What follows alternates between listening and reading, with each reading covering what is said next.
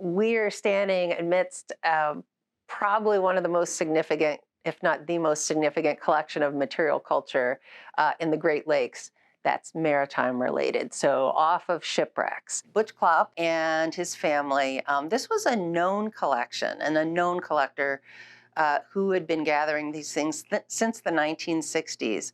The Klopp family was looking for a place for this collection to go where it could be shared. My name is Jason Klopp. I am the son of Alan Butch Klopp, who is donating the 11,000 plus artifacts and all his research to the Wisconsin Maritime Museum. The passion that a first-generation old-time diver has, you can't match it. He loved the idea of finding something that people haven't seen since the ship went down. And then once finding it, the stories or he would tell himself stories about the person that last touched this artifact and what they were thinking, what they were feeling. I'm holding actually a pocket knife from the Niagara steamship wrecked off Port Washington in September of 1856. We can connect the dots to maybe figuring out who owned this knife. For him, it was certainly a treasure hunt because that's who he was.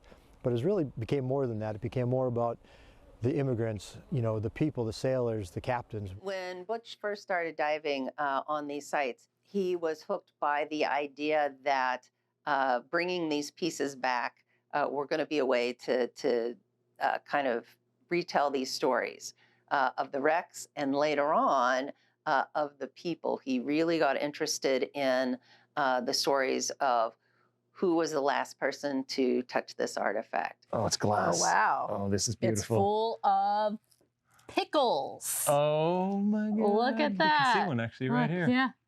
Oh yeah, right at the top. Oh my God, look at Look how they're stacked. Yeah. This is beautiful. Before 1987, when the Abandoned Shipwrecked Act made it explicitly illegal to take things off of shipwrecks, it was the culture of the folks who were out there looking for and salvaging these wrecks.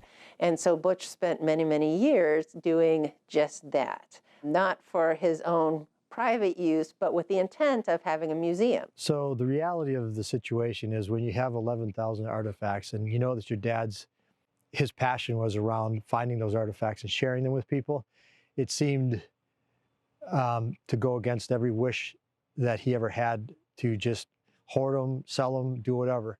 Sharing them is what he wanted, and I think my dad's legacy will be shared. This is a key and the fob from cabin 5 on the steamer Vernon. Even this ring, somebody's gold ring, it's 18-karat gold.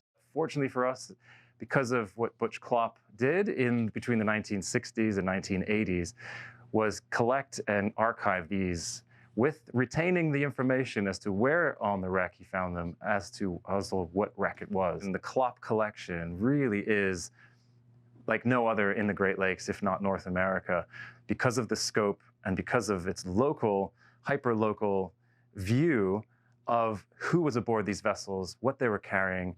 Really, what we're looking at is, a treasure trove of artifacts that have great preservation as well as interpretation. It really is our duty and our mission, and for a lot of us here at the museum, our passion to share these stories. So for us, it's looking at this collection of 10,000 and not just leaving it behind doors or in a bus is where it was housed for many years, but to really put it into the public space, both digitally, online, and physically in the museum galleries. And that's where it gets exciting with digitizing and 3D modeling and taking these artifacts to a level that people can then interact with. My hope is that what we've done here with my dad's collection, which is one of the largest in existence, if not the largest based on assessments, hopefully it will drive and spur other folks to do the same thing. And a lot of the stuff isn't monetarily valuable, but historically it's invaluable. While it wasn't necessarily how we would do things today, if they hadn't have done this at the time, we probably wouldn't have the kind of intact collection that we have right now. At the end of the day, we're all hoping for the same thing, which is the preservation of these artifacts themselves, of maritime history and heritage. Maritime museums, I think, are well placed to bring all those players together to where these items can really tell a compelling story.